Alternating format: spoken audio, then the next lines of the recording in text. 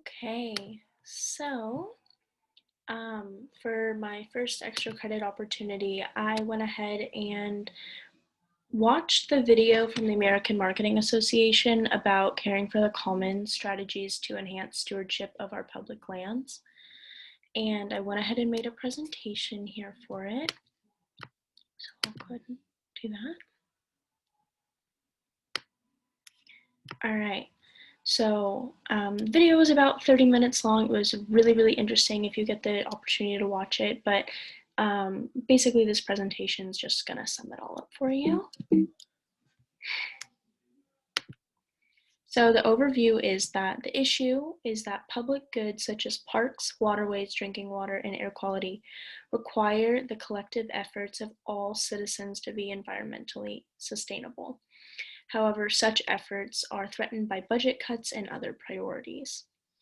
The American Marketing Association's approach to combating this would be through their field experiments that they conducted, and the authors show that increasing users' psychological ownership, which is going to be very heavily highlighted in my presentation, or feelings that a public good is quote unquote mine, increases consumers' care for that good without any change in legal ownership.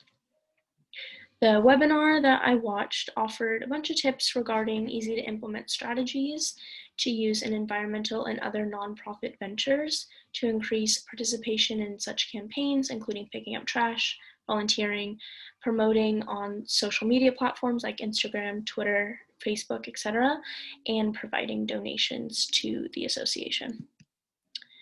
All right, so this quote that they led with was by a man named Scott. That's all they said. It was from 1955, and the quote is, "Everybody's property is nobody's property." This is the tendency to neglect common resources, and in economics, that's known as the tragedy of the commons, and that's what they were looking to combat with their study that the American Marketing Association did. The proposed solution is to convert public property to private property, so the responsibility is clear. This has been one of the only solutions that has been proven to work, but it's really not practical. You can't convert every public park into a private space. And the authors of the study knew that there must be a better way. So they ask themselves, how can individuals be encouraged to take better care of public goods? What simple interventions can managers use to increase stewardship? And this is through increased psychological ownership. Psychological ownership, the overview of it is, like I said before, the feeling that something is quote unquote mine. Ways to increase this is going to be investing the self into the target, which is the most common way they used in their study, which I'll go into, controlling the target, and coming to intimately know the target. And here I was going to say that investing the self, the definition of it is to customize a product, for example. Controlling the target is help control the opening hours or the rules. Say you had some ownership of a park, and then coming to intimately know a target is, say, if you're a regular somewhere, or you feel very connected to something emotionally because you frequent that place. Psychological ownership translates to responsibility, which turns into stewardship behavior. This is really important because this is the flow of their entire thought process. Is you have psychological ownership of something, then that makes you want to take responsibility for it, and therefore you are increasing stewardship, which is picking up trash and doing other like positive changes to help something. And physical and financial stewardship, like I said, like picking up trash, or financial stewardship, an example would be donating money to the park association. All right, so the first study they conducted is the public lake study. does psychological ownership increase stewardship behaviors? The question at hand. Basically, in this study, they told half the kayakers to think of a nickname for the lake. This would be accounting for investing in the self, like I was saying before. That's how you create psychological ownership. And kayakers came up with names like Big Blue and Lakey Lake and random things. And it didn't really matter what the nickname was, but the researchers beforehand went and planted trash out in the lake. It was very visible for incoming and outgoing kayakers.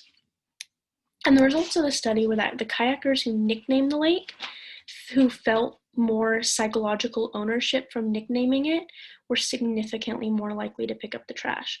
The people who didn't nickname the lake, only 7% of them ended up picking up trash, and 41% of the people who did nickname the lake picked up the trash.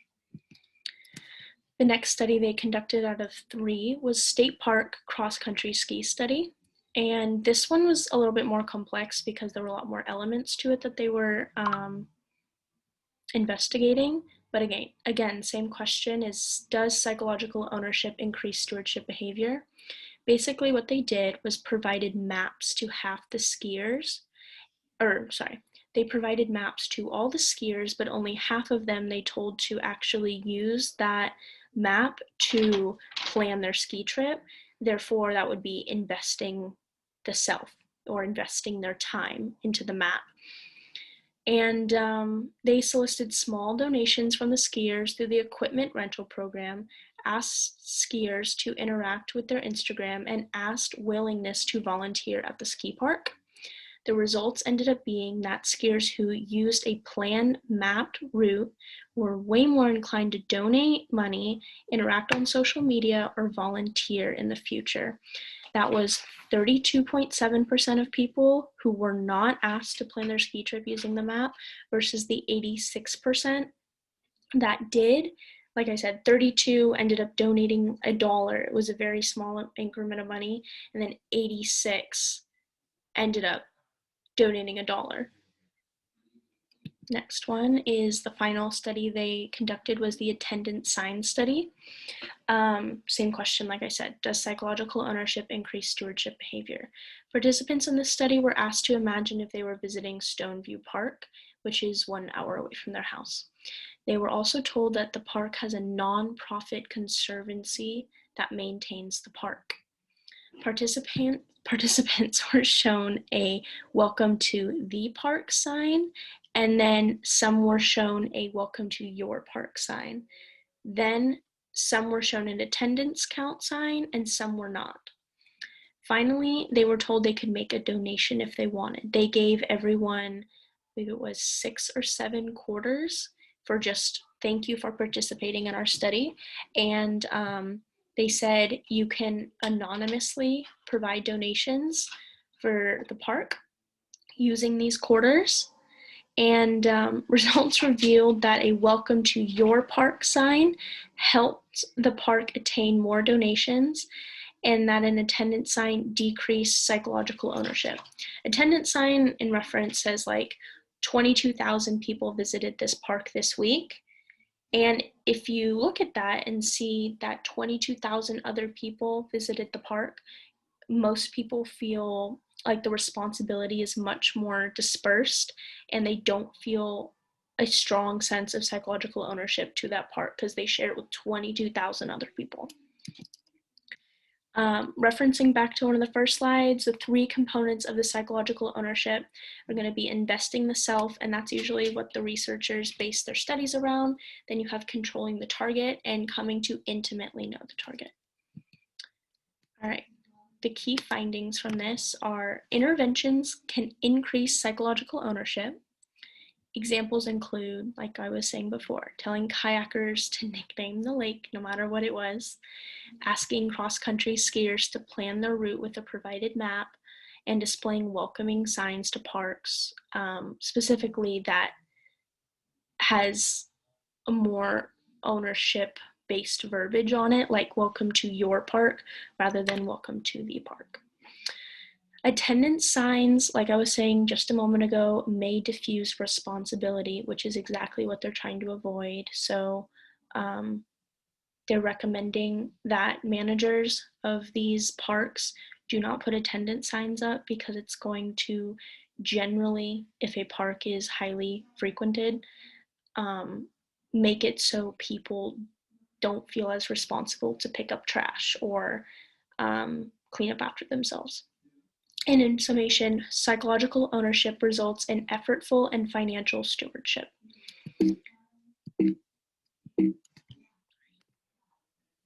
All right, and again, manager takeaways. Simple interventions can increase consumers' psychological ownership. These are inexpensive changes and effective ways to encourage people to take responsibility for public spaces and public goods. All right, and then that's pretty much it. Besides, this entire presentation was referenced on the presentation based off of the American Marketing Association's webinar titled Caring for the Commons, Strategies to Enhance Stewardship of Our Public Lands. The presenting authors were from various universities across the United States. The two that presented were Joanne Peck and Andrea Lewengrath, and then the other authors of the study were Colleen Kirk and Suzanne Shu. Thank you so much.